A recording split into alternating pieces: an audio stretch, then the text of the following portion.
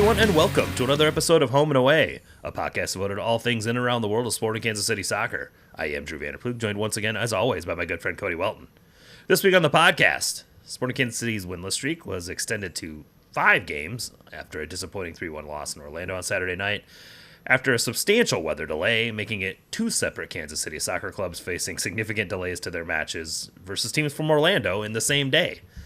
Kerry Zavagnin did bring back the 4-4-2 out for this match, although it was a little bit different setup than the prior week, and while some things worked, leading to a 1-1 score at halftime, other things very much didn't. Manu Garcia's reintroduction to the injury list meant the bench was very thin, and the choices Zavagnin made were less than optimal as the club appeared to run out of steam and quality as the match wore on and Orlando took advantage. As the team continues to lose ground on potentially eking its way into the playoffs. Playoffs? You kidding me? Anyway, much of the conversation has shifted to the upcoming winter and the impending roster rebuild with 17 players either out of contract or on an option year in 2026. Games like the last several, performance-wise, have also got many of us considering who may be seeing their last minutes in Sporting Blue. In Potpourri, we get into that Kansas City Current versus Orlando game and the NWSL scheduling debacle that turned into a 4-hour delay due to temperature. Also, the news around the league regarding a potential chief soccer officer candidate leaving his role in Montreal, as well as a number of players exiting Inter Miami as they find playing time hard to come by with Messi and friends. We also had some fun news this weekend with the announcement that Premier League Mornings Live Fan Festival will be coming to Kansas City next month. Seems like that argument about soccer capitals only truly exists in certain people's minds. Finally, we'll take a look at Sporting Kansas City's upcoming trip to Seattle because we have to. It's unlikely either of us will have a whole lot of optimism about how that match will go, but we will do the good things and cover it anyway. Cody, we knew the schedule was probably going to get the better of this team during this stretch. Like, we predicted it pretty early on. Like, once they started playing teams like this, it was going to get difficult. That doesn't make it any less disheartening when it happens. The injury list is also growing, which means the cupboards are getting pretty bare regarding player solutions. And it's not like the cupboards were that full to begin with. That said, let's start on a positive note regarding how this performance went. I was candidly a little unsure, maybe pessimistic about the choices that Zavagnin made when it came to this lineup and setup. And in some ways, I think some of those concerns bore out. But I also think we can definitively say that both retaining the Basong Davis double pivot and putting Mason Toye up top next to Dejan Joveljic were positive choices, especially in the first half. Yeah, I thought that that both of those choices were interesting choices. So that the whole lineup, like when I saw the lineup, I was like, "What are we doing here?" But it actually, I thought that the team started pretty rough. And full disclosure, I had worked like I don't know, 8 days straight or something ridiculous like that, and 2 different jobs, and I was so tired. I was cooked, and so I went to sleep and ended up watching the game on Sunday evening. And I was very skeptical of the lineup, as I said, but I thought that the first 10 minutes I was like, oh, this is not gonna go well, and right around minute 15, 20th minute, somewhere around, and then the team really started playing well. They were cohesive. Players like Jake Davis were really asserting themselves in the game. They were the midfield especially was having a good time winning balls and creating chances. And actually, I thought steering the game in a way that I was a little bit surprised, honestly, and I think it seemed like Orlando might have been surprised as well. And so, the rest of the first half I thought was really positive, and I think that the numbers bear that out. I think that we've seen time and time again that when good KZ is dealing, he's able to field a team that is engaged and is competitive, and that's what was going on in the first half, and then as you noted, it just this team is just it does not have enough good players, right? It doesn't even have enough good players for a starting 11, really, and then once you start losing players due to injury, and once you start having to sub players due to fatigue, it just the quality goes downhill so quickly. It's just super noticeable and super disappointing. But like I said, all that said, I think that there were a lot of positive things to take away from the first half performance in particular. Yeah, I think that the game plan for the most part seemed to work. I'm going to quibble with the choice of Santi Munoz at left mid, and we'll get to that in a second. Mm-hmm. But I think you texted me as you were rewatching the game. Or actually watching the game, belatedly watching the game, that you're like, Mason Toye making these back shoulder runs is like something that we just haven't really seen. Like these off ball runs and like sort of stretching the back line is not something that Joveljic naturally does. And Toye doing it off of Joveljic's movement was creating significant problems and also creating a place for a Jake Davis to thread balls through. And Jake was very successful in that in several circumstances. The number of line-splitting passes that Davis hit in this game were sort of surprising to me, to be completely honest. It's not really something that we thought he had in his toolbox. No, and it's not something you see this team prioritize that much. Playing balls through the middle is not really what they do. They're generally a wide progression team. Yep. Which I think is part of why some of the frustration exists with Shapi Suleimanov, because Shapi, they do their normal wide progression stuff. Shapi is not a person who carries the ball forward from that position. In fact, he usually stops. Yeah, he's not a person who stretches the defense vertically. So a lot of stuff, and then he stands on the ball and tries to find a centering pass or something like that. It becomes a little frustrating to watch at times. Shalhoub is really the only winger they have that is consistently making vertical runs that passes can be hit into. And so seeing this happen from a central position and seeing those centering passes going through to Toye, and there were a number of these runs he made that weren't passed into. Like he just kept running off the back shoulder over and over and over again. And because a couple of them were successfully hit, the center backs had to follow them. Like, and that just creates space. When you create space between lines, now all of a sudden there are pockets for your teammates to occupy. And even if Toye isn't getting on the end of a pass over there, there's 20 yards now between the center back and the central midfielder. And that is an opportune area to do business in, right? And it was very effective, and it was something I just did not expect at all going into this game. And I don't understand why it's taken this long to see that, right? I mean, why Mason Toye has been 5 minutes, garbage time at the end of games kind of player. Why Mason Toye didn't even start on the right wing instead of Shapi Suleimanov? Like why?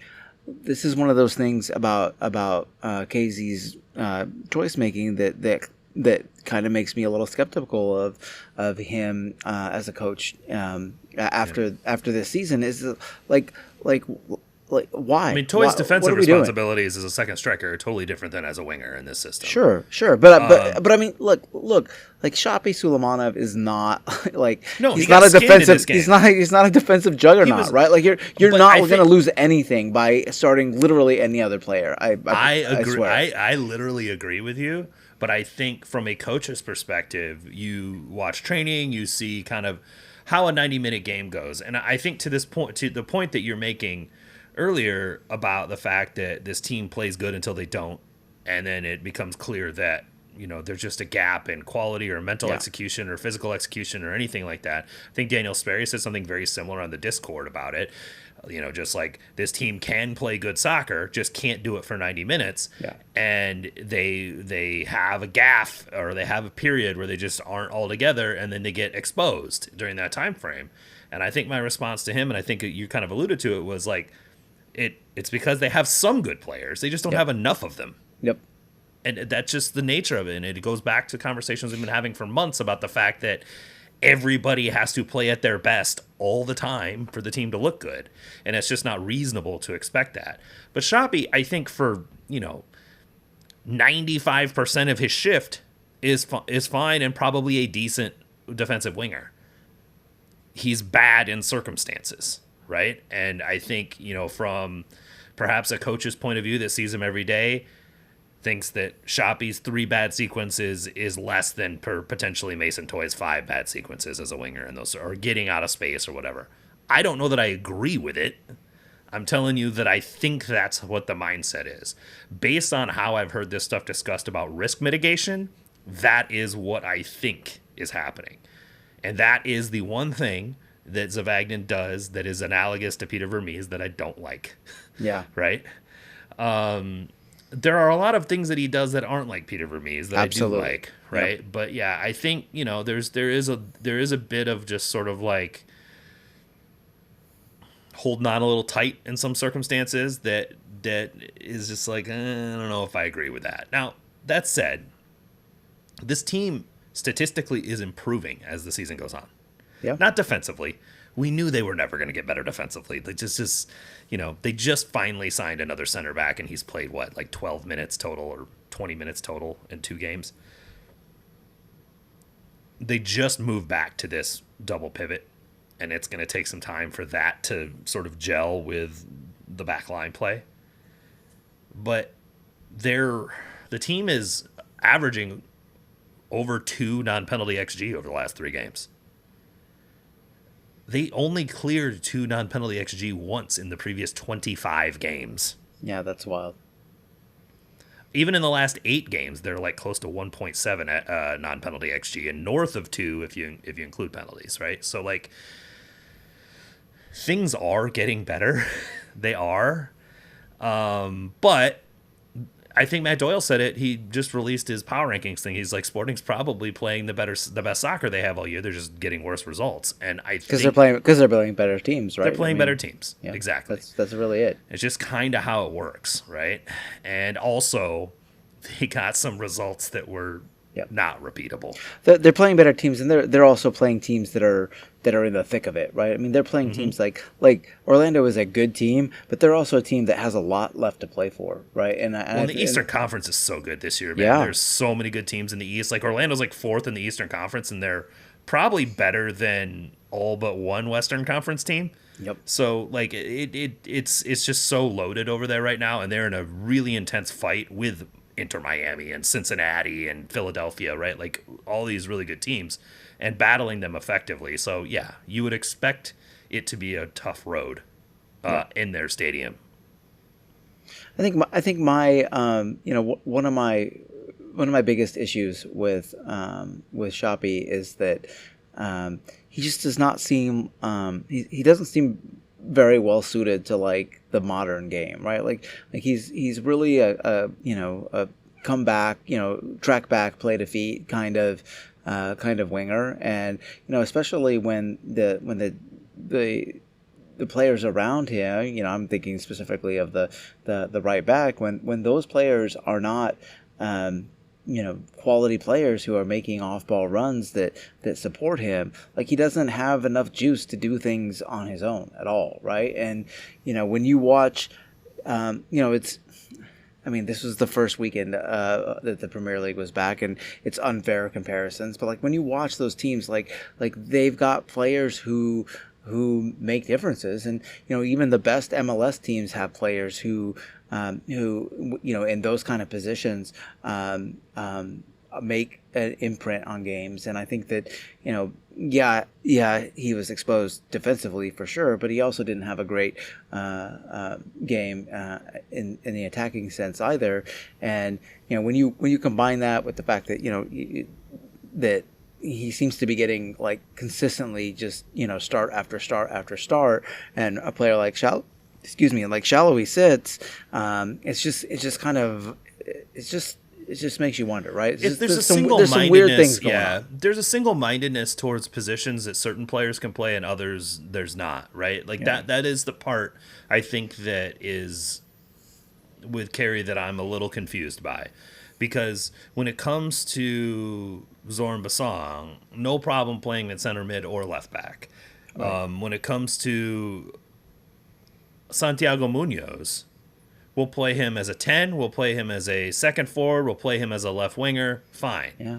Yep. Daniel Shallowy, left wing only. That's all he's allowed to do, left wing only. Yep. Even though he's a right-footed winger that stretches the lines and plays, and I think if given the instructions, would do good things as a wide midfielder on the right. Yeah. I feel like with Tommy injured, and don't even get me started on Steven Afrifa, I honestly believe that Zavagnin thinks his only right winger wide midfielder in this 4-4-2 is Shoppy. Yeah.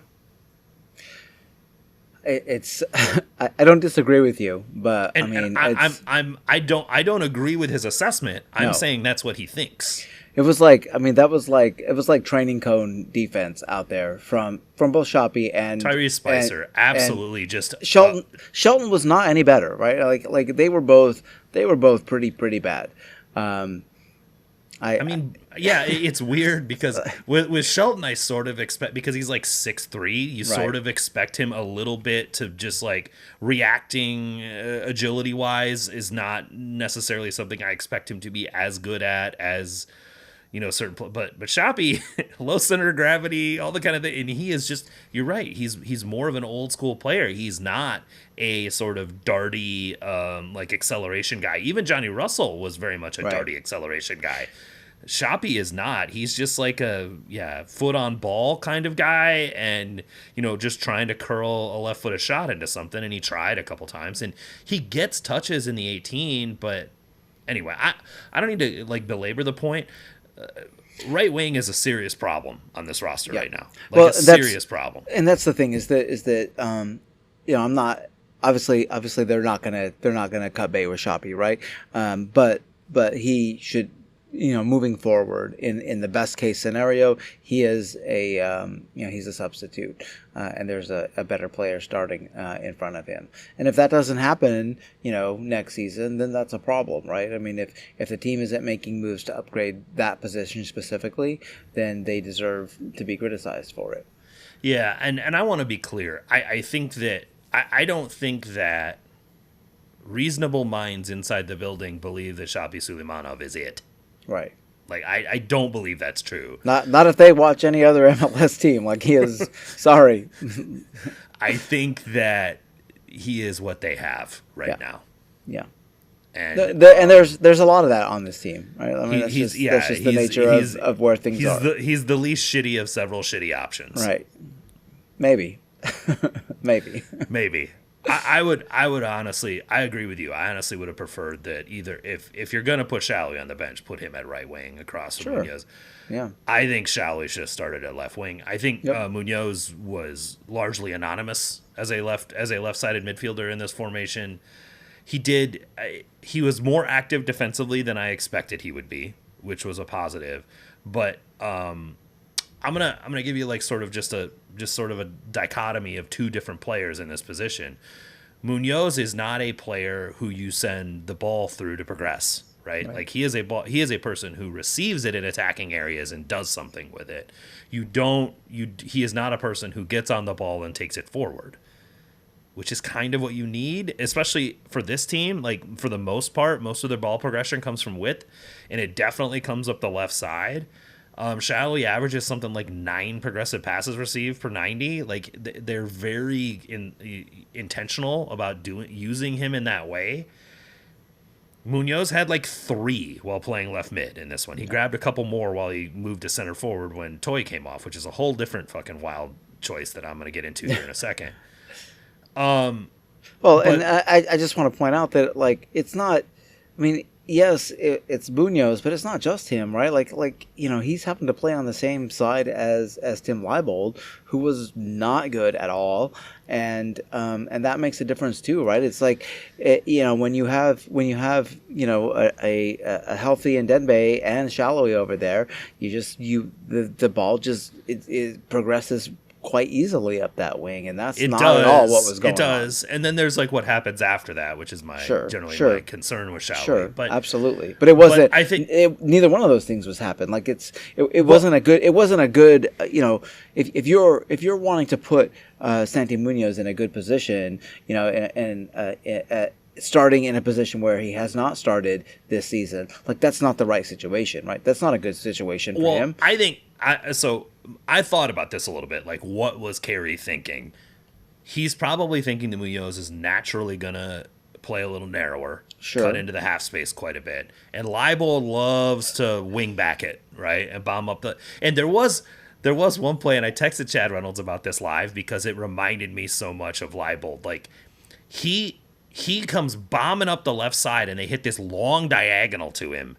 And he one touches it down, drives into the box, and is immediately like ball dangerous. And you remember like his technical skills are fucking unreal. Yeah. He doesn't do anything else a fullback does, but that kind of shit is stuff you're like, oh my God. Like there's no fullback in MLS that does this, but also all other fullbacks in MLS like play fullback. Well, he runs like he's older than Jordi Alba, that's for sure. I mean, Jesus.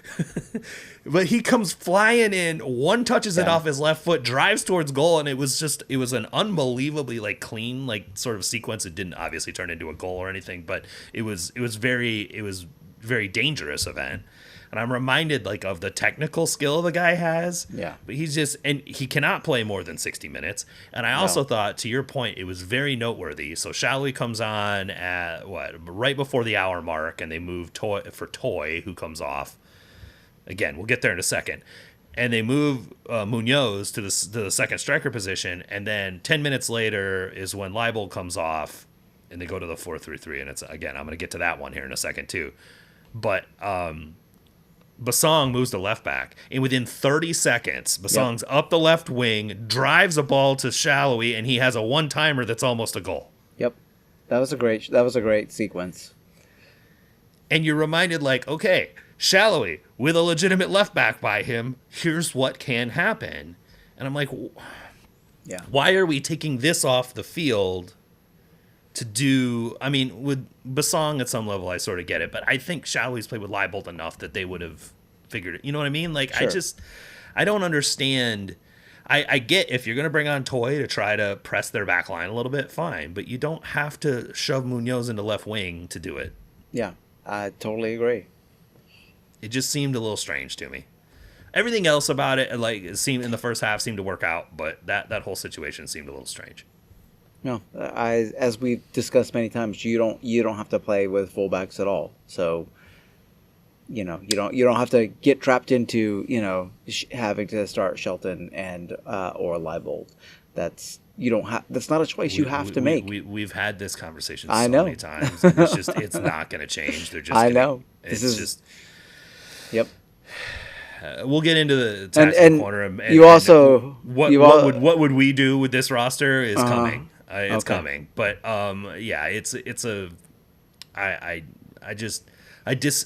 there are some things that I like. There are other things I just firmly disagree with.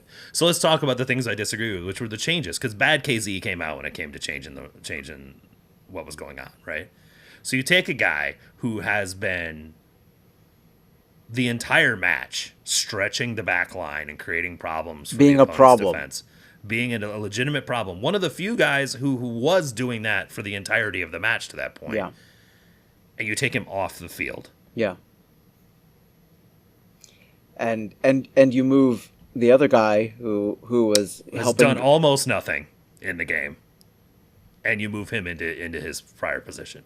Well, and I was going to say you move Basong to play left back. I mean, not that you had a lot of choice, but I mean that Tim Leibold can't play 90 minutes. We know this. Right. Like this was a planned substitution. At some point, Basong going to left back. It has to happen, right? Because Leibold is just not a 90-minute player. Like it would. I think things would have got even worse if they left Leibold on the field.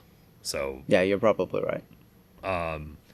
No, the second choice was moving back to a 4-3-3 with Nemanja Radia playing as an 8. Oh, yeah. Oof. Yeah. It was the full Radia experience, that's for sure. It was, wasn't it? Lots of running around, not much production. Lots of the John Travolta meme. Truly. I don't know what else to say, man. It was just that's what it was. I mean, it was rough. It's rough to watch. It was so predictable too. Like everyone on the Discord, like this is your weekly reminder. Come join the Discord, participate in the conversation. Links in the show notes. Everyone on the Discord, as we're in the game action chat, was like, oh no.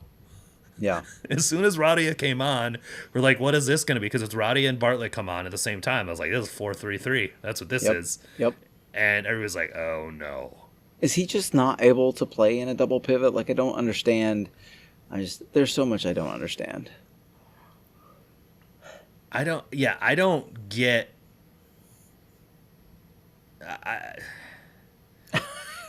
I'm just so confused. It defies explanation, really. It's just one of those things that. Radia was not. Radia and Voltaire did that double pivoty thing for what was it in 2023? I think it was not good. That's for sure. It wasn't. You know. Well, no, but the question is, why does Radia have to come on? Can Bartlett not play the left side of the double pivot? We saw him do it at the.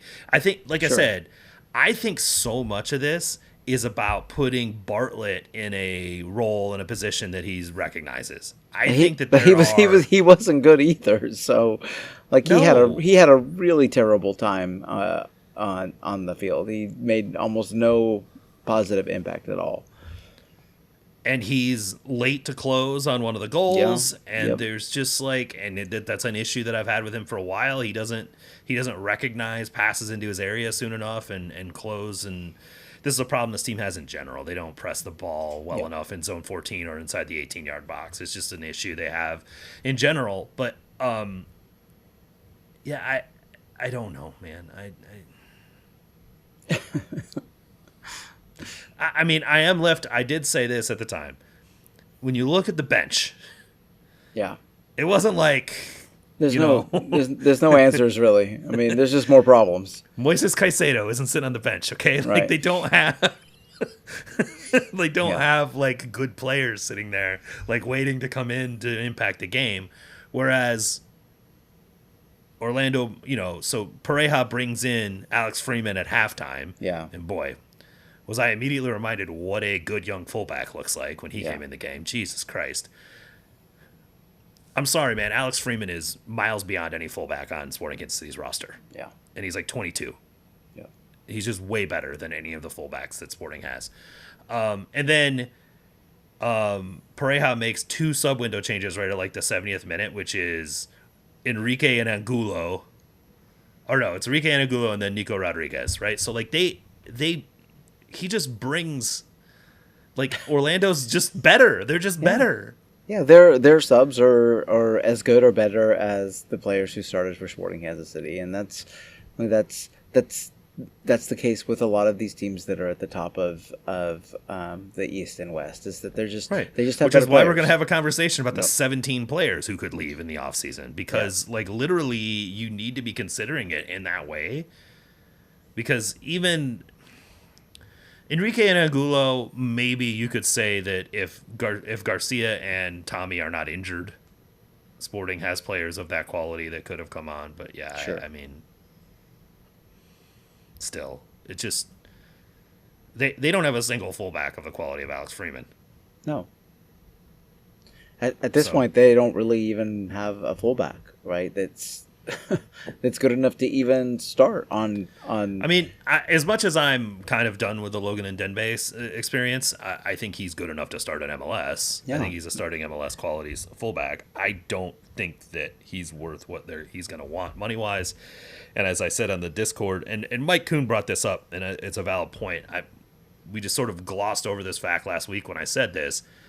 One of my major issues, and the reason I brought up why I'm done with the Logan and Denbay experience, is he's hurt too much, man. All like, the and time. you've said this before. Like, one of the biggest abilities is availability, right? Yep. And he's never cleared 1,800 pro minutes in a single league season ever in his career.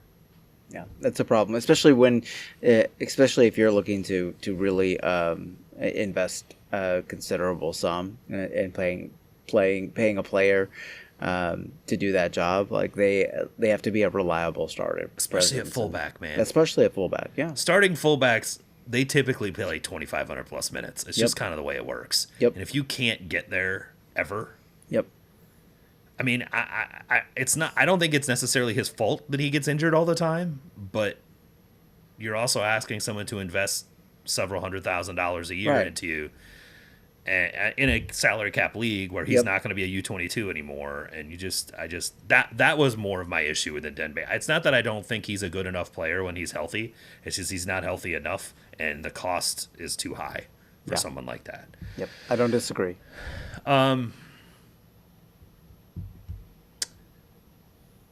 Things went negative pretty quickly. I guess that happens when they've got 1 point from 5 games. I mean that's but I mean that's a microcosm of just watching this team, right? Like things are good, things are okay.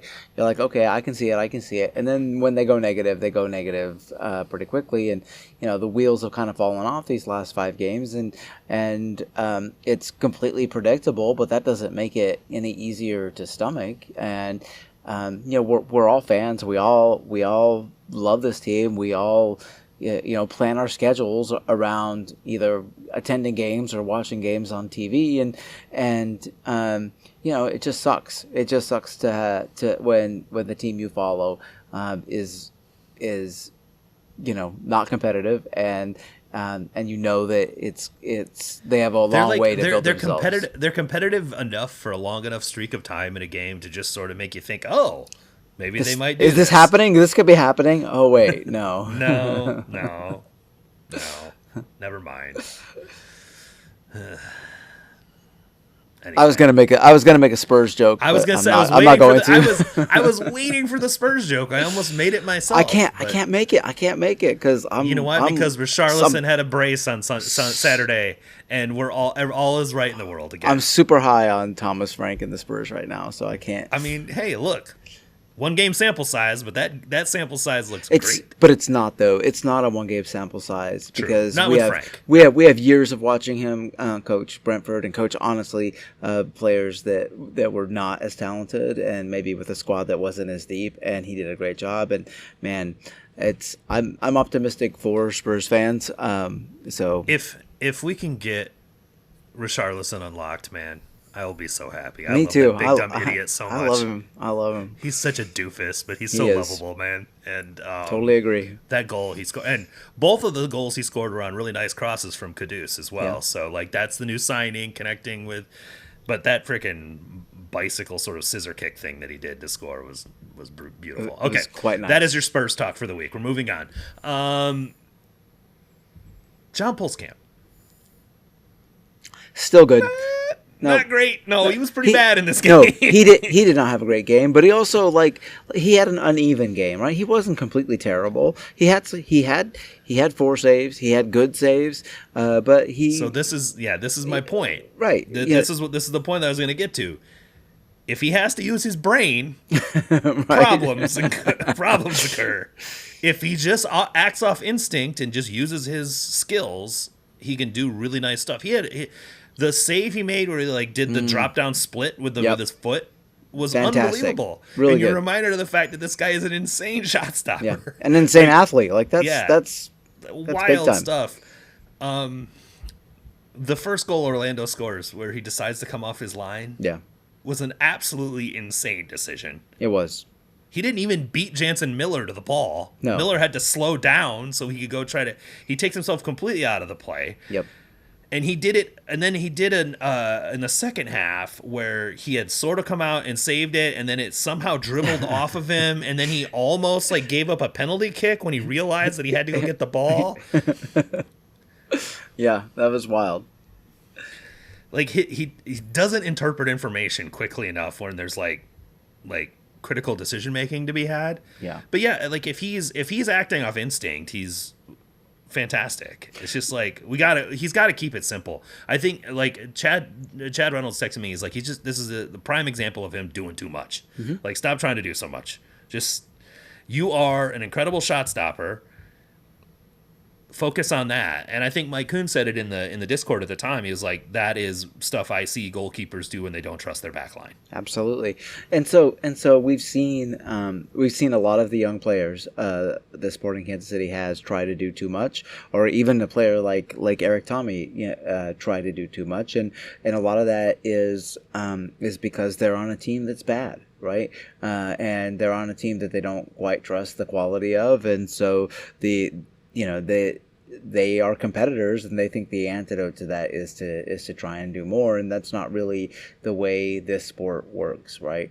And so I'm not that worried about Polskamp, honestly. I don't think that his issues are. I'm not worried about him either. That severe, and you see, honestly, man, you see keepers in MLS do that shit every single week, and a lot of them are players that are much more highly touted than Polskamp. I'm just not worried about it.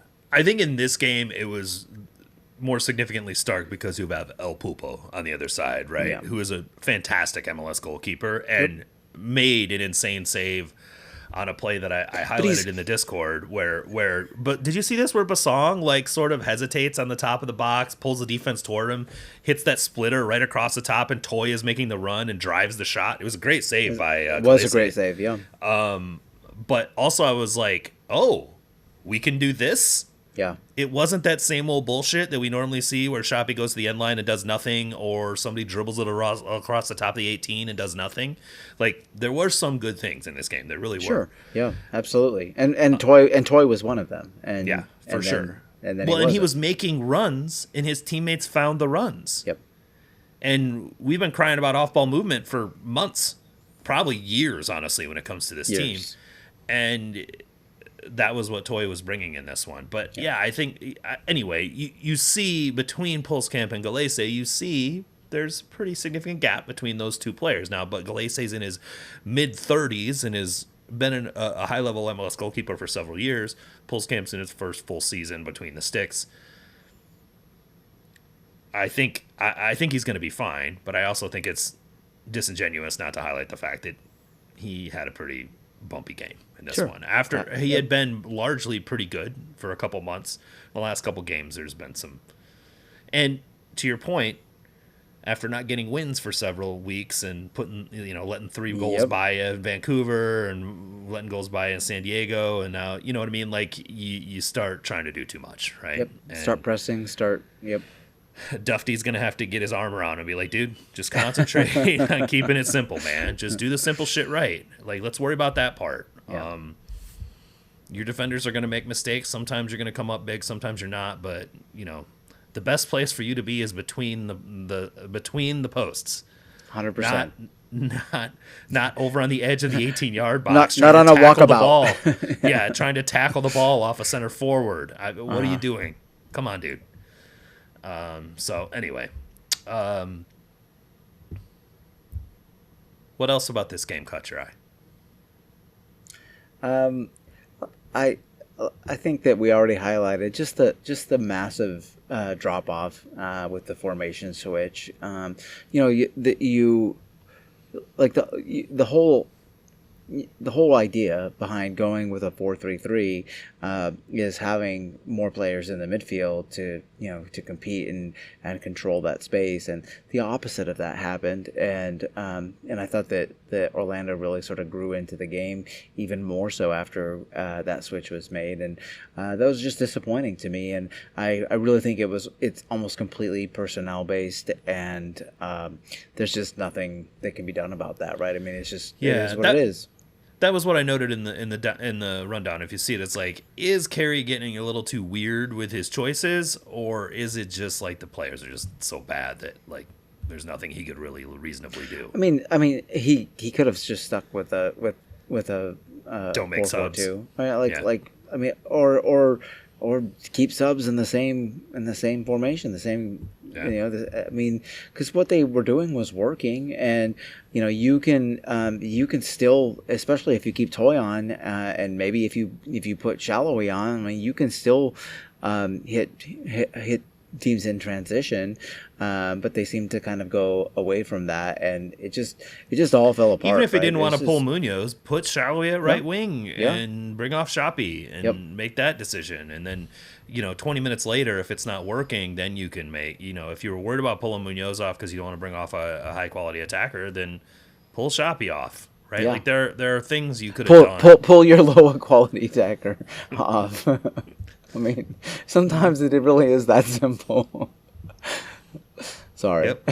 No, it's okay. I mean, you're not saying anything that's incorrect. I just feel like we dogged Shoppy enough in this one. I don't know. I mean, we're Monday morning quarterbacking a little bit on this, but play better, make a tackle, don't get traffic coned, make a goal, right?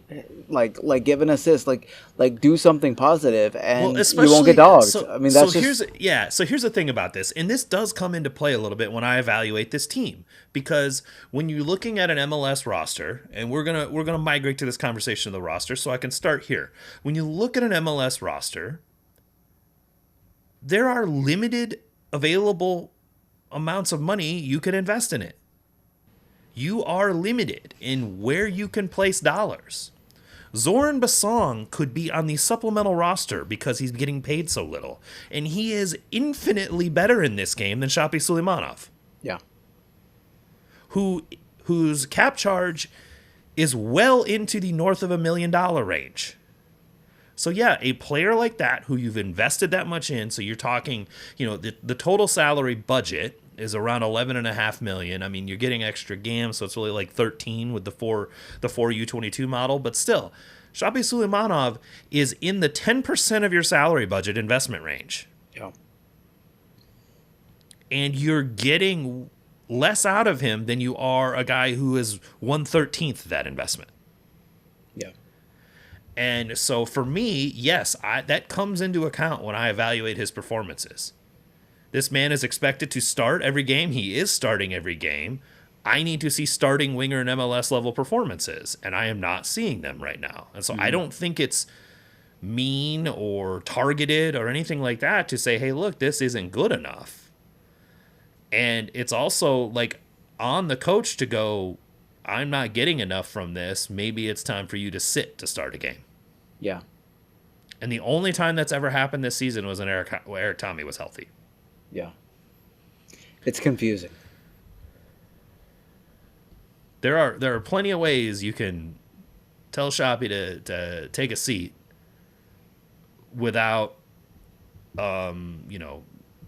drastically hurting your structure or anything like that. You know what I mean? Like there are opportunities to do it. So when we look at this roster, there are 8 players that are 100% under contract next year. We know Sporting's not going to buy anybody out. That's not what they do. And I'm not suggesting they should buy anybody out. The ones that are under contract next year are Joveljic, Garcia, Shallowy, Shoppy, Jake Davis, Jacob Bartlett, Ian James, Jack Korkamp. None of those are players we expect them to move on from. None of them are we suggesting they should move on from. All of those are players we expect to be back next year and would probably be on our short list of players we would want back next year, right? Yep. Obviously, the young players we haven't seen a ton from, but they're homegrowns. They don't count anything against the cap. Why wouldn't you keep them around?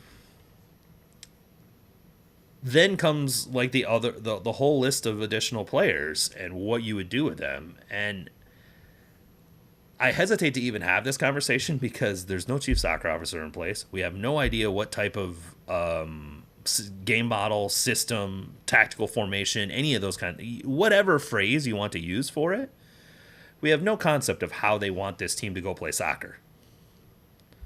And so making legitimate claims one way or another about which ones are a good fit for that or not are kind of irrelevant. I mean, but that said, I've heard enough from inside the building that they're expecting a significant roster turnover in the offseason. And they know that there are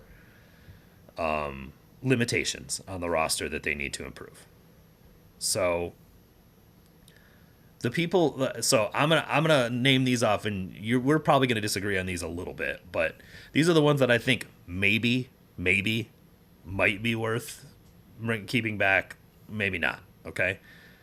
Well, first of all, sorry. Let me take the four that I would definitely keep around that are on options this year. Okay, all of these players. Well, no, one of them is not on an option. So John Polskamp has an option this year and next year, I think, or maybe just next year. But anyway, John Polskamp, 100%. Bring that guy back. Right? There's no reason to move on from him.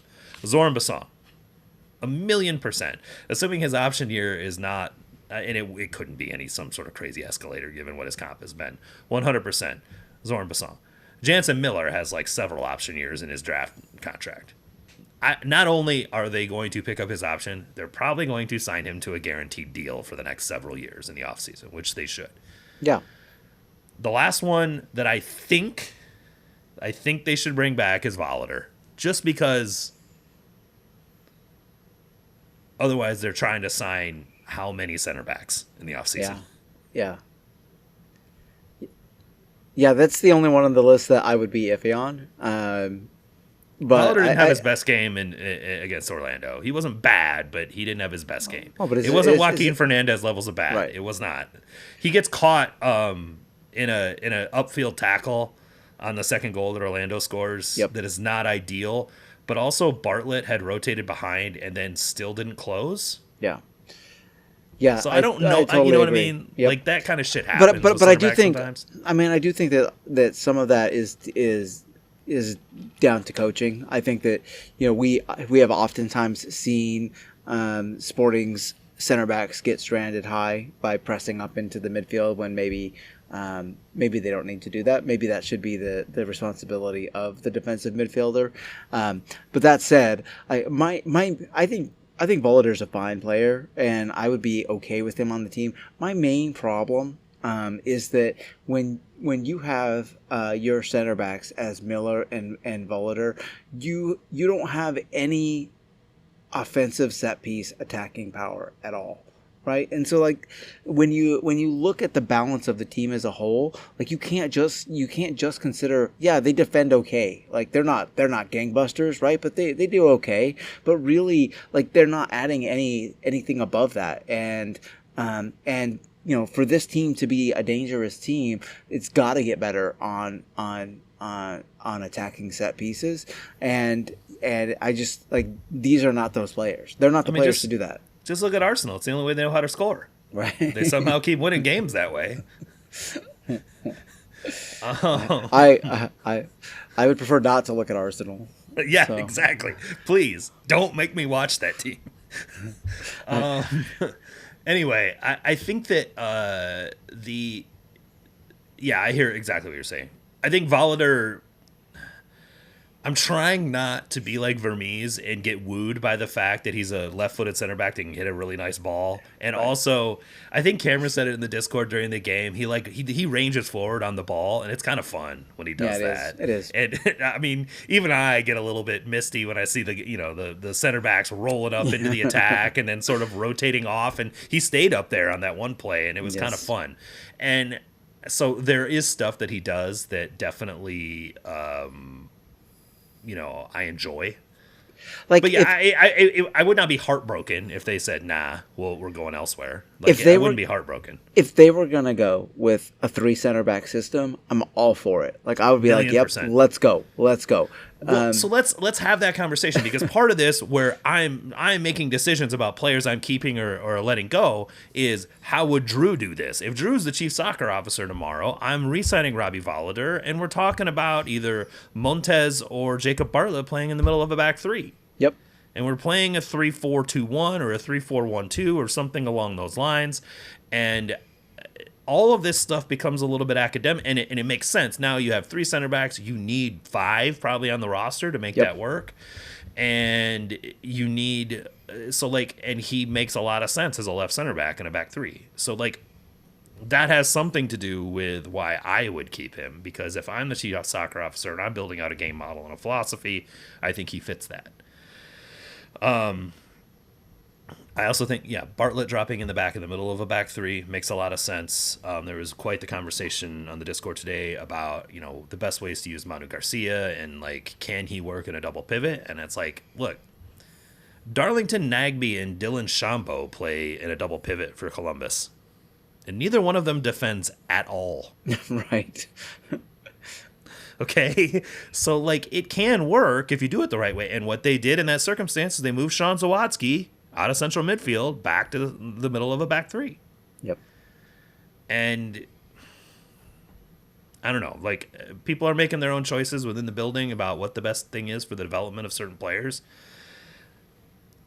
I mean, I can't say if 19-year-old Jacob Bartlett is all of a sudden going to be a regista, but it doesn't look like it right now. Certainly doesn't, and you certainly can't. You certainly can't stake the success or failure of your entire team based on that one player on the development of a 19-year-old. Right. I mean, come on. Like, let's be real here. And the single pivot in a 4-3-3 is such an important position to sort of like just bank all of that on the hopeful development, the second year development of a 19-year-old. Yeah, and it's also, frankly, it's kind of out of vogue in global soccer right now, that position, and that's part of the reason is because it just places too much onus on having the right player in that position. All you got to do is look at the stumbles that Manchester City have had in the past couple of years, and that it has a lot to do with the absolute need to have an elite player in that position if you're going to go that route, and that is not Jacob Bartlett at this point, and maybe not ever, right? Like, and so yeah. Well, don't do it. What Manchester City can do is go buy Nico Gonzalez, so they now have a backup to Rodri, and they never have this problem again, right? You can't do that if you're Sporting Kansas City. Well, I mean, you can. But like someone was suggesting, I think Mark Haffer was suggesting, like, hey, the 6 is probably the most important position in the offseason that they got to get right. And I kind of agree with him, but also that means, so like if you say I need to go, so spoiler alert, Nemanja Radia is in my can go away list of the people that are out of contract or on option years. If you take that Nemanja Radia money and go reinvest it in another single pivot 6, what does that mean for Bartlett? Yeah. He's going to the bench, or he's going to play center back. So, like, what? Or the alternative is you don't reinvest that in that person, and he is your single pivot 6, and you're just rolling with a homegrown and hoping that works out. Like, those are 2 wild decisions to make, right? Yeah, but absolutely. The limitations of spending, and I think this is where the context gets lost in a lot of this, because I know Shades of Blue kind of went through this list on their review this week, and I appreciate them. I appreciate the conversation. I think that there's a lot of context to these things. Like the Logan and Denbei situation with his availability, the expected compensation. I think there was a conversation about bringing back Tim Leibold as a backup fullback. Okay, he's on an option year. He's making $900,000 this year. No, we're not investing $900,000. I would literally rather play Eric Tommy at left back. The answer, no. I would rather you play left back for this team than pay Tim Leibold $900,000 to be the backup at it. I will put in a tackle, Drew. That's all. I know you will. That's all I can say. I'm certain of it. You may only be on the field for 30 seconds, but it will be enjoyable. It will during that 30 seconds. 100%. Not for the person I tackle. I can guarantee you that. No, it will not be enjoyable for them. But yeah, I think that the like there's so much context to this regarding like what you're investing, how much of your available salary budget you're investing, what roles you're using to, what like different mechanisms in the salary cap you're using to help fill these slots where you're getting the best value out of using those. Like there's so many pieces of this that have to be thought about. That's not just as simple as, oh, I like that guy, bring him back. Yeah. It cannot be that basic, unfortunately, because MLS, right? It cannot be that basic. You have to have a little bit more thought to it. So, like, that's why in the maybe list for me are guys like Munoz and Montes. Like, Munoz I like. Salary budget investment dependent. Yeah. Honestly. Absolutely. And I think the more I watch him play, the more I come around to your mindset of, like, does he have a role on this team that makes sense? That you would be investing mid-level TAM on, I would expect, right? I mean, it is a similar argument to the Eric Tommy one, right? Like, I mean, I don't want to be prisoner of the moment, but Yep. Mason Toye seems like a hell of a lot more interesting prospect at $350,000 a year. Yeah. You know what I mean? Well, Than Munoz at, say, with purchase fee and salary and all that north of $1 million, right? Yep. Again, that's one game sample size with Toye. We haven't seen him much, so it's really hard to know, right? But I mean, we've not seen it all. So Toye allows you to play a little bit different, right? Like it allows for a little bit of tactical flexibility, and Munoz has not necessarily shown that he allows for that, and so well, I mean, they've been tactically different when he's played. Yeah. But it's just because of the areas that he naturally sort of keeps up. Right. And I've noticed now that he's played, a few hundred minutes, that his effectiveness is not quite as high as it was when he came in. And I think part of that is just teams get game film and they see how players play and Sure. they start learning, all of these MLS teams watch a lot of film. They watch a lot of opponent stuff. They know what to look for from, certain players. And I'm sure Pareja saw all that stuff from that 4-4-2 against San Diego and saw how effective it really was. And it sort of, I think, probably caught Mikey Veras a little bit off guard. Yeah. And was prepared for it in a little bit more significant way. But he wasn't prepared for Mason Toye dragging runs off the back line. It's true. Yep. But he made an adjustment at halftime. He brings on Alex Freeman. He moves Thor Halson back into central midfield, and it really did like sort of limit Sporting's ability to progress the ball through that area. So like all of this is anyway. We're getting back to the whole thing, which is just the roster's not deep enough. But I think that the more I see Munoz, the more the shine wears off a little bit.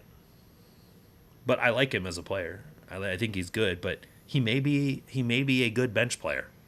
That may be what he is. If the goal is to play a 4-3-3 dependent system, then he does not really have a place on the team, and that's just it, right? I mean, it doesn't.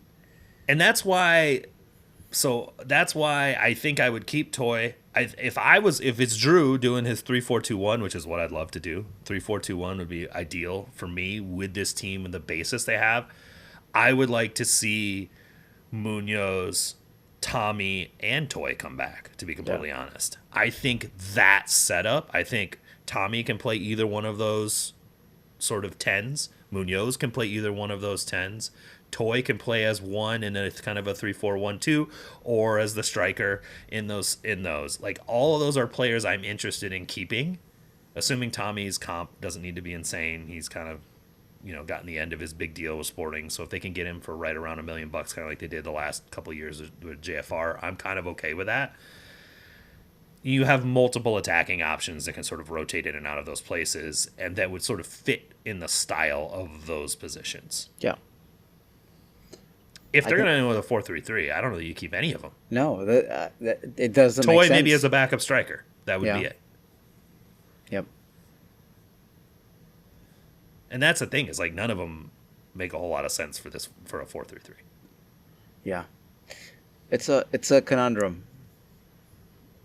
And without knowing, who's going to be the CSO or the coach, it just makes it even harder.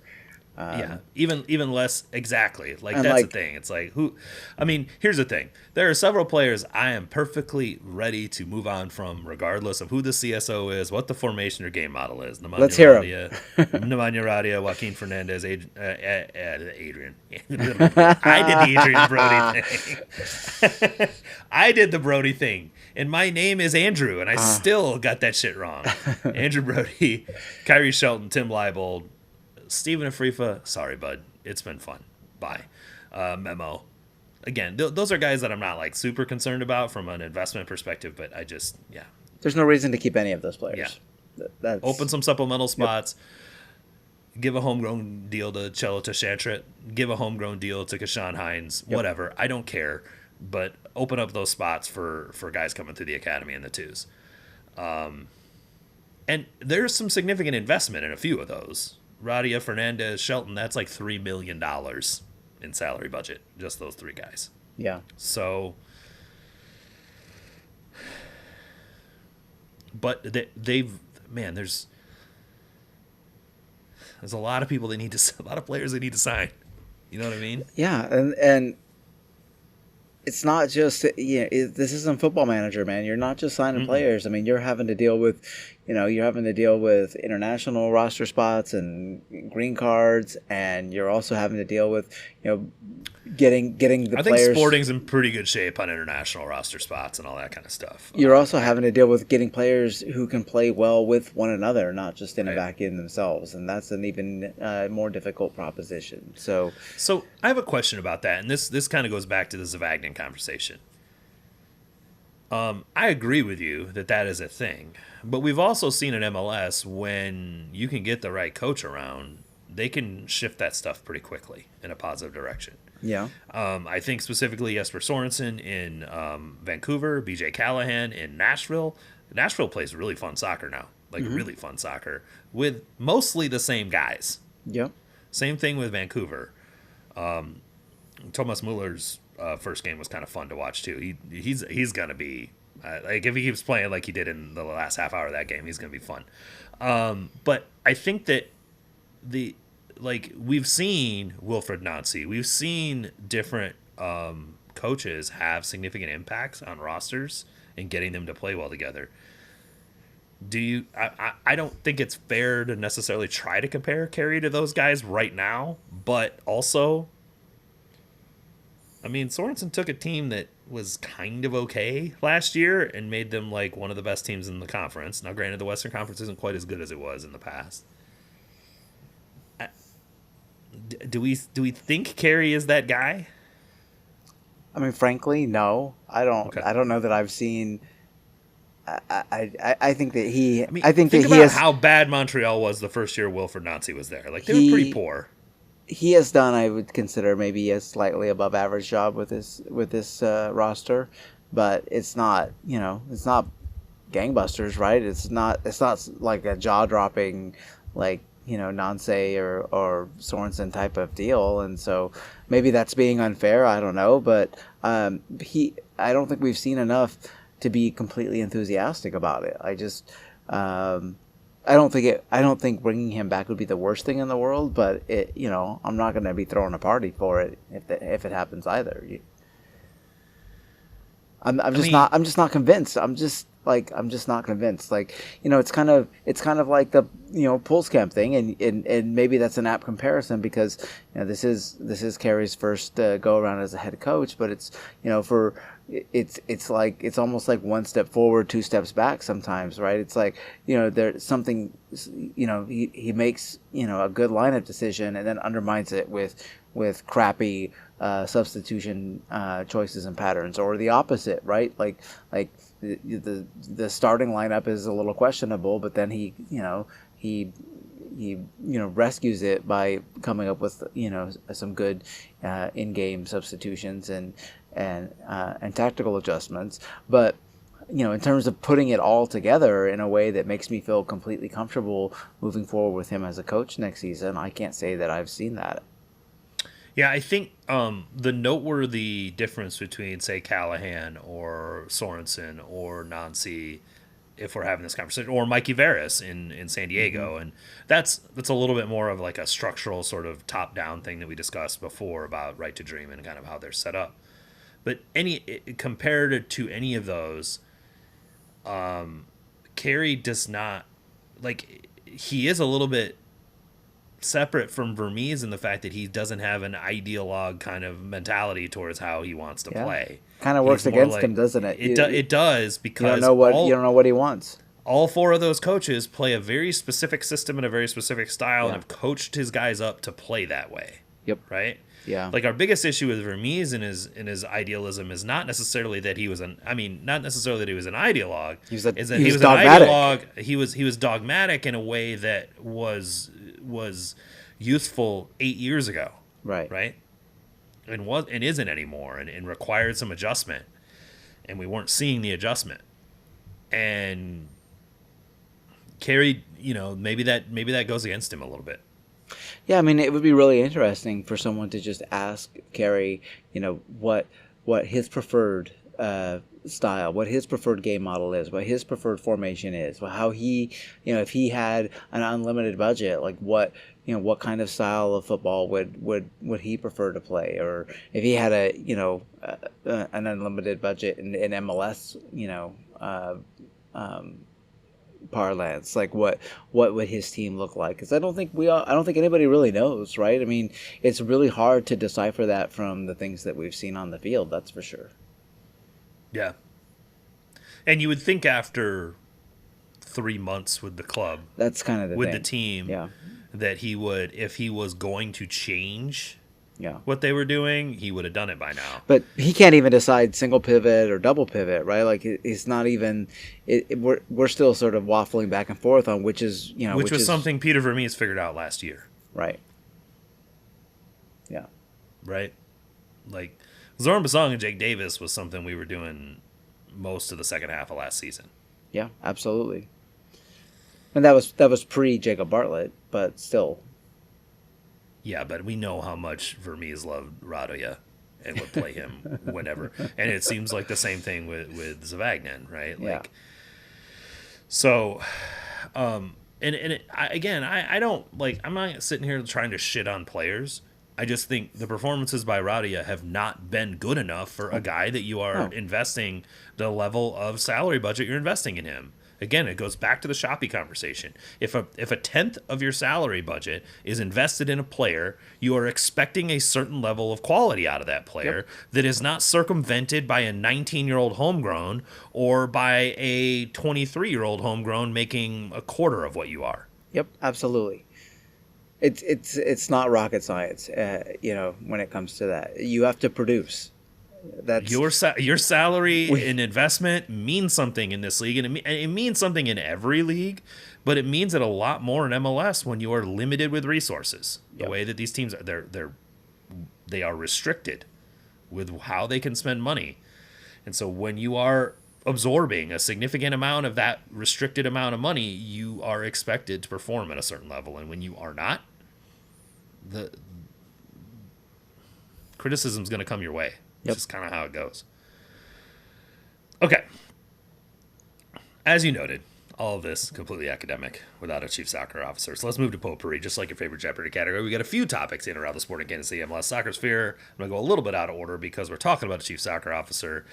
And one just left the Montreal. Well, it's not the Montreal Impact. I still want to call them the Impact. Go ahead, because it's just they're the Montreal Impact. We won't tell anybody. Club de Foot Montreal, or whatever the hell they call them now. Corey Ray, who was I forget what his title was. Director of football, I think is what they called him. Director of football at CF Montreal. Left late last week with no announcement on their website, no announcement on social media. The only reason I know is like Jonathan Tannenwald, like I think put it on his socials and said, "This in my inbox. CF Montreal or Corey Ray has departed CF Montreal." I think was the phrase. The only reason this is sort of noteworthy, outside of the fact that Sporting Kansas City is obviously actively looking to hire a chief soccer officer, is that Corey Ray was one of the two final candidates to become the Columbus Crew chief soccer officer when Tim Bezbatchenko left. He was a Bezbatchenko lieutenant at Toronto as well as at Columbus. He ran the second team and academy along with doing other sporting director duties underneath Bezbatchenko in Columbus, and was between him and Isatal, both of whom were lieutenants of Bezbatchenko, and Tall ends up getting the job. And when that happened, Corey Ray, for obvious reasons, left. It's like, look, I obviously have no upward mobility here. I'm going to go try to find something else to do. And at the time, this was post Sporting Kansas City hiring a sporting director and then firing him a week later. And pre-hiring Mike Burns, I was like, hey, pick up the phone and call this guy. I suspect he was not interested in taking a job underneath a CSO. Like that was not what he was interested in. And obviously Vermees was still in charge and the CSO, and we know what happened with Mike Burns. He's reporting to Vermees, and it appears probably will report to any CSO that is hired, assuming that he continues in his roles with the club. So Ray goes to Montreal, I think, as like a consultant for most of the 2024 season. Like July, he goes as a consultant, and then the off season, and just sort of a very sort of footnotey announcement, becomes a director of football. And I thought all that was kind of strange, that one, he didn't get a job somewhere and then was doing the consulting thing. But it also makes a whole lot of sense that if he was trying to keep his options open, he would take the limited commitment types of things in the short term. And we all know what a sort of episodic shit show Montreal is. With Joey Saputo and his kids running the club. So anyway, he left. He departed, according to the official release. We don't know much of anything other than that. I am not trying to connect dots that don't exist. I'm just saying that we know Sporting Kansas City is looking to hire a chief soccer officer, has been going through that process over the last several months.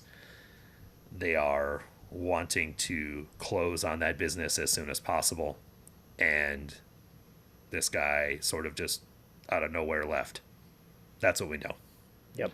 Does that mean one thing is connected to another? We have no idea. And I'm not trying to say that we should, or we do, that one thing is connected to the other. But it was interesting, and it got all of us sort of wound up for a minute that maybe potentially that could be the one. And maybe it could be. It could potentially be that who Sporting Kansas City would be after. I would be quite excited if that was the case, because he has a resume working in environments that were very successful when he was there.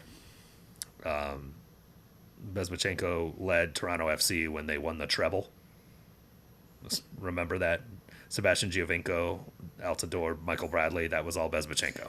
They were kind of good. They were pretty fucking good back then. And then obviously before he left, 2 more titles at Columbus Crew. So obviously the resume is pretty strong as far as where he comes, the organizations that Corey Ray has come from. So we'll have to see. We'll have to see if that is who they're going after. It might be off somebody completely different. I have hope that announcement is coming soon, and that it will at least allow us to start looking forward. I mean, I think that if that's the move, then that's a statement of intent. That's a pretty open statement of intent, and I think that that fans should be heartened if that's the case. I mean, that doesn't mean they should. I'm not sure how many of them will have any fucking idea who he is. Right. I'm talking mostly to the nerds on the Discord. Right. I think it's just for the people listening to this podcast. Yep, you absolutely. should 100% if you're a sicko at the level that listens to this podcast, which you kind of have to be, this would be good. This would be a really good decision. Yeah. And a noteworthy decision. Let me put it that way. Yeah. Should it happen. So we'll have to see if that is the case or not. The Kansas City Current eventually played their match on Saturday as well. After it was like over 4 hour long delay. Long delay. The most predictable weather issue possible. It's fucking hot in Kansas City in the afternoon in August. Like,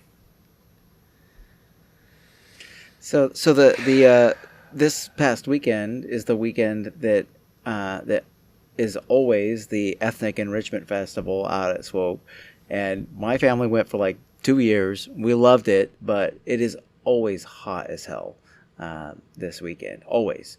And so the fact that that NWSL saw fit to schedule that game when they did, and it's just a silly decision, and it's mind-boggling, honestly. Like why would you do that? Because did CBS have some sort of preseason football game on? Was that the deal? I don't know. I don't know. I've been working so much I didn't even pay attention. So I didn't catch all of the discourse around like why was, but also I guess there was some precedent for the fact that like 24 hours ahead of an extreme heat game earlier this season, NWSL like postponed it. So it wasn't like, hey, we didn't know. We could right. We're just going to wait and see how it goes, and then we'll just use our in-game process. Like they had actually done this year. Everybody, all last week, everybody knew that Saturday was going to be a scorcher. I mean, come on. It was, yeah. Literally everyone knew this. Like everyone, yeah. Like, but I think on Wednesday, my parents texted out that they weren't going to go. Did anybody want their tickets? And it was crickets. And nobody wanted to go to that game. Well, everybody knew it was going to be. That's the thing. It's like I feel bad because had the game been at like, because I think the game was originally scheduled for like 7:30, right? Like, it was supposed to be a 6:30 or 7:30 start, and NWSL flexed it to 3 p.m. so it could be on big CVS. Yeah. And that was where a lot of the frustration comes from. So, like, first of all, you've got people stuck at the stadium or, doing whatever for 3 or 4 hours. So it just totally ruins the home field atmosphere for the game, which this was a huge game against the Pride. Like, this was a huge deal that they would have wanted all 11,500 in the stadium for, right? The ones that did come back obviously weren't going to be sitting in that half of the stadium that's in the sun. So, like, again, you've just got, like, just sort of this limited atmosphere and limited, and it's sort of screwed over the fans and all kinds of stuff. I'm just like, Jessica Berman, who the commissioner of the NWSL, just continues to make, like, they just continue to kick themselves in the shins over and over again. And I don't know why. Like, just don't do dumb shit. Yeah. Like, it's kind of like the John Polskamp conversation earlier. Just keep it simple, dude. Don't try so hard. Yeah. Listen, this league is extremely popular. It continues to become more popular by the day. Just get out of the fucking way. Yep. It's like I tell my students, like, you are doing too much. Just dial it down a notch. You're doing too much. Jesus Christ. Anyway, all right. Inter Miami has shipped off a couple players already just so they could make some gam and whatnot. The word is they're trying to sign another Argentine center back. Sweet. Of course they are. And now, how old is he? Like 30. Of course. Yeah. It's perfect. And what could possibly go wrong? Yeah. And so we're starting to hear, like, young players are starting, like, so they've moved on a few players already, and now one of them's on loan, one of them was a move, and then now Benha Kramaski is like, I don't ever get to play my position because don't blame him. Like, listen, I understand Javier Mascherano is Lionel Messi's buddy. Do we actually know if he's any good as a coach? No. In fact, I would say the signs point to probably not. He's probably bad, right? Yeah. Like he was the Argentina U23 coach prior to this, right? Yep. So not a science- not a elite. All world I mean, team. I honestly think they hired him because he would just do whatever Messi said. Yeah.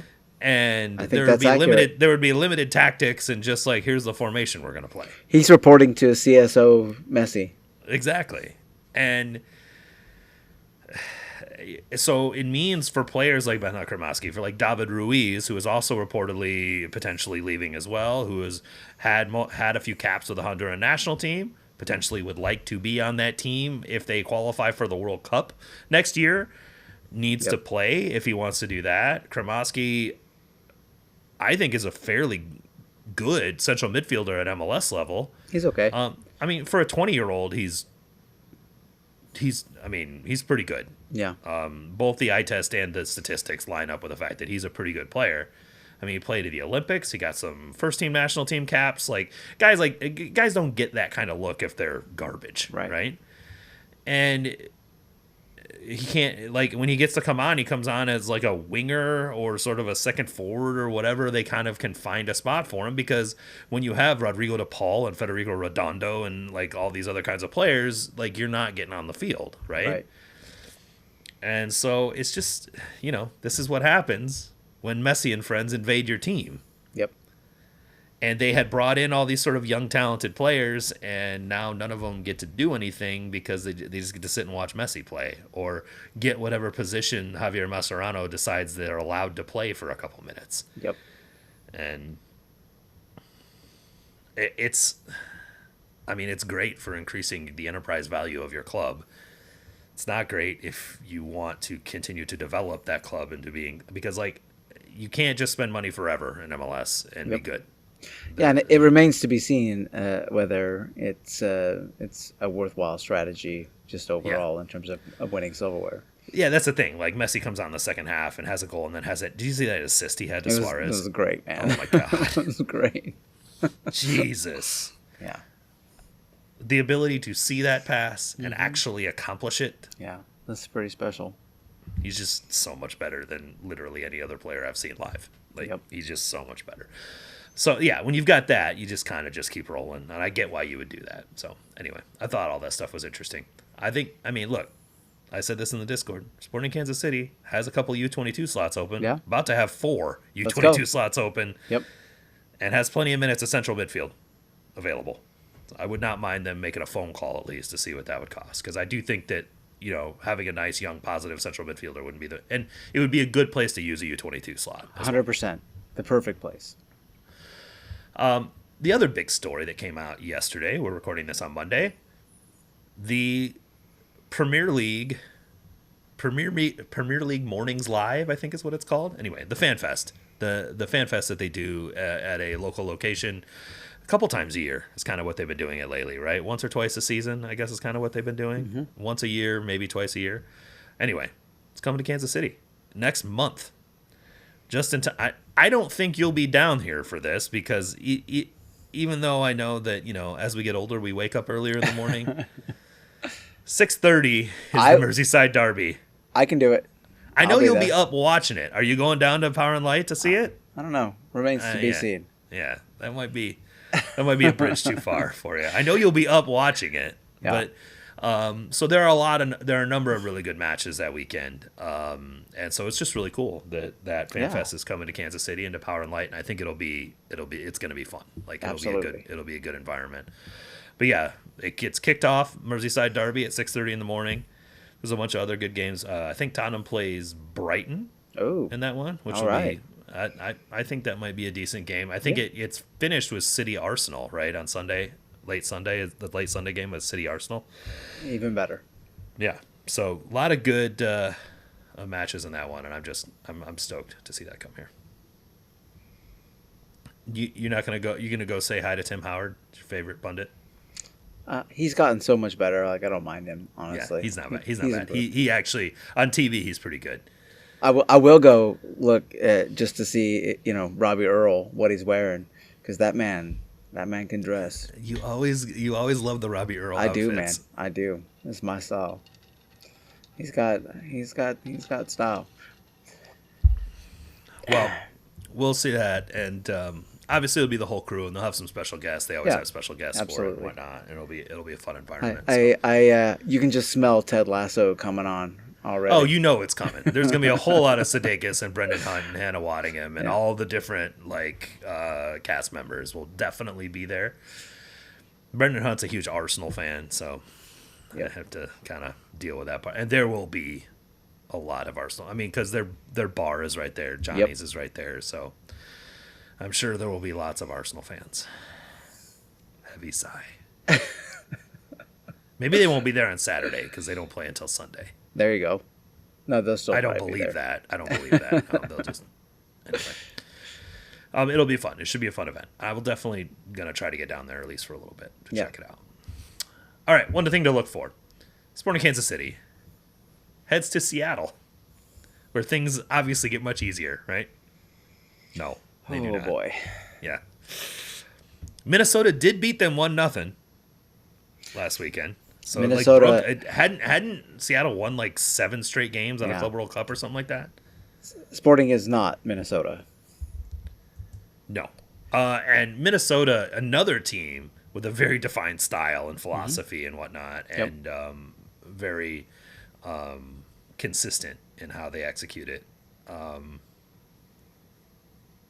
I think that it actually probably their style is probably one of the more likely ones to beat Seattle because Seattle doesn't really want to sit on the ball for 60% of the game. It did sort of pay off for them. Minnesota FM'd them a little bit in this one too. I think Seattle had doubled their XG or something like that. So it was one of those. One thing that in Sporting's favor is that Seattle plays on Wednesday night, late Wednesday night, and so. Oh, do they have a league? Do they have a Leagues Cup game? I think they play Puebla maybe.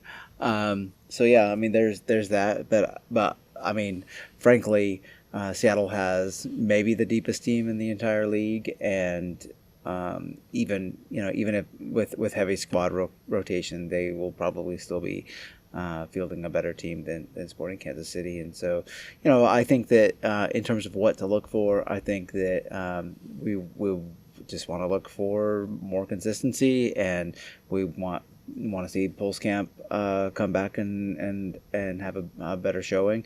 It would be really great if we could see Mendez out there for more Montes. than Montes out there for more than the limited amount of time that he's gotten, because he's auditioning too, right? And we're trying to see if that's a player who can stick next year. And so really it's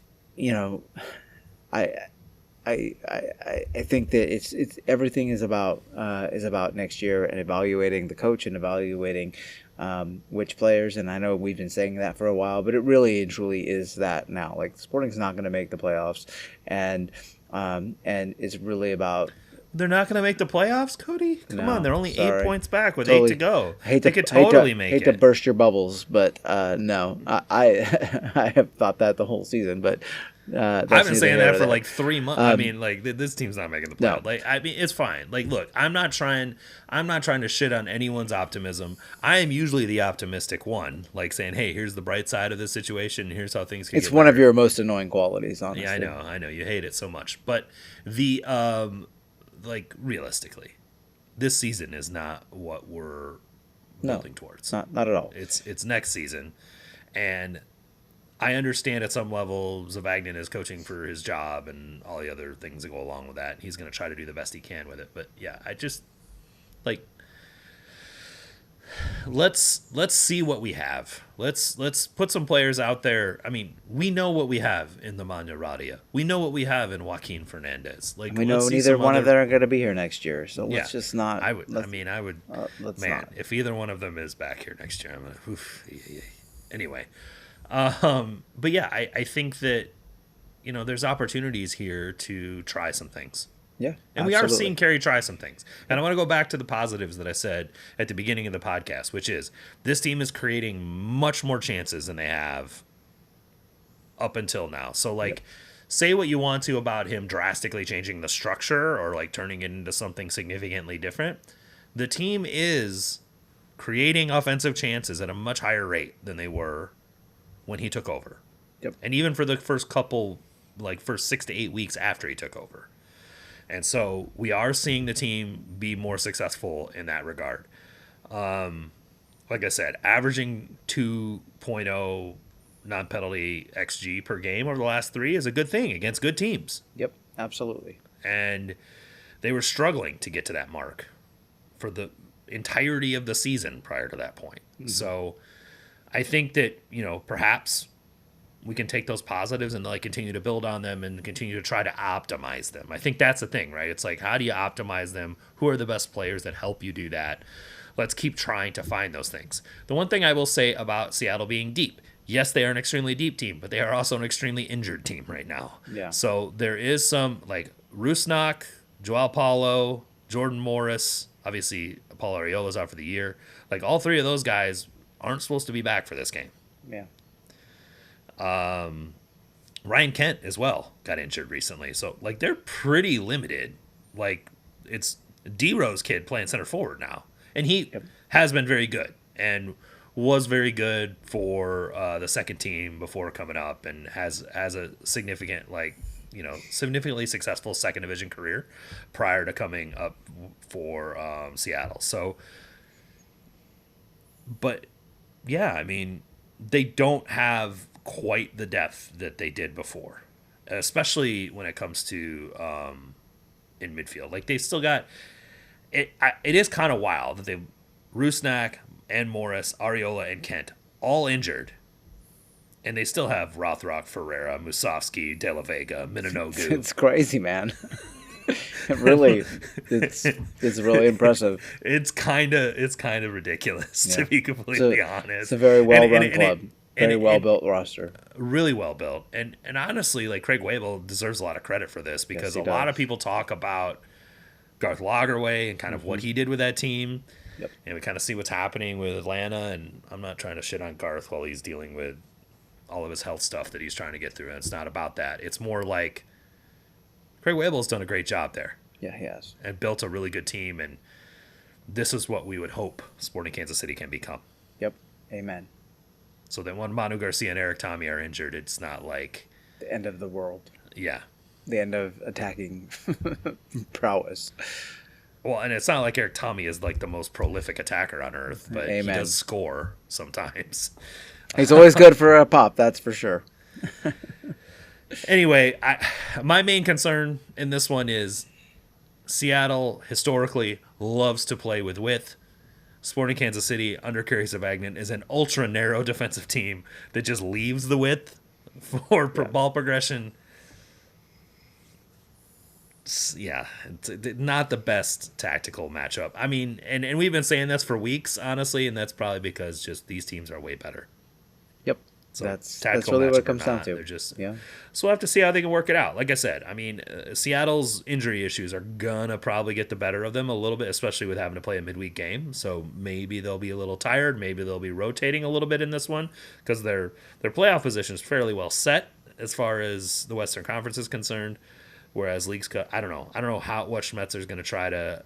You never know with him what he's going to try to maximize, but I know they try to win tournaments that they're in. So we'll see. Hopefully, after this, some winnable games start showing up. Yeah, I don't know if they will or not. On paper they might be more winnable. Colorado, Austin, RSL. Yeah, at least the home games. Let's see if we can do that. And on a positive. Yeah, for sure. And until next time, I'm Drew. He's Cody. We will talk to y'all next week. Go Sporting. Start doing it.